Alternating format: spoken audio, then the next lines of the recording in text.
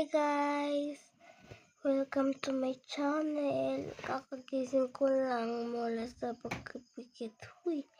Yan guys, maga tayong gigising ngayon kasi it's my birthday today. Birthday ko ngayon guys, kaya maga tayong gigising. Kasi doon ako magbe-birthday sa Lihim na Batis sa pool. Madaming pool doon guys. Sinantok pa ako. Gising na gising si mami. Sige guys, update ko na lang kayo kung nandun na kami. Bye-bye!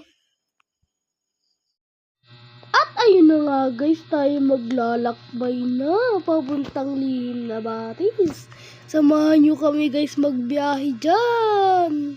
Guys, may madadaan tayo dyang matarik sa Lihim na Batis, papuntang Lihim na Batis. Alam mo ba guys, yung nasa unahan namin, sa unahan namin na van, dyan po kami nakasakay. Si mama lang po yung nagbibideo dito. Si papa po yung nagdadrive. Salamat po kay Tigagay dahil pinahiram niya po kami ng sasakyan po niya. Thank you Tigagay, shout out! Guys, kakanan tayo dyan guys kasi malapit na tayo dyan sa Lihim na Batis.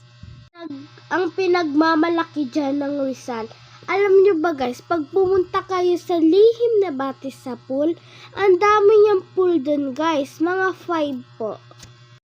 At alam nyo ba guys, ang tubig dito ay natural na galing sa bukal at malinis dito guys. Napakasarap dito maligo. Ayan nga guys, malapit na pala tayo dyan sa Lihim na Batis. Shout out Lihim na Batis, napakaganda ng inyong cottage at swimming pool. At ayun na nga guys, suminto muna yung van kasi titignan muna nila kung may maiikutan ba yung van para papunta sa Lihim na Batis. Napakasikat talaga ni Lihim na Batis. At alam niyo ba guys, kaya sikat na sikat to kasi pinupuntahan to ng mga vlogger. At guys, nakikita nyo ba ang nakikita ko? Dito na pala tayo sa Lihim na Batis. Ang bilis ng biyahe natin guys. Yan guys, naglalakad na pala kami dyan kasi bawal dyan madaming sakay. Yan. Kasi guys, papunta na kami sa Lihim na Batis. Alam naman papunta sa puno. At ayun na nga guys, ayun na yung swimming pool na papulikuhan namin. Meron pa doon sa baba, mga 4 dyan yung pa-5 guys.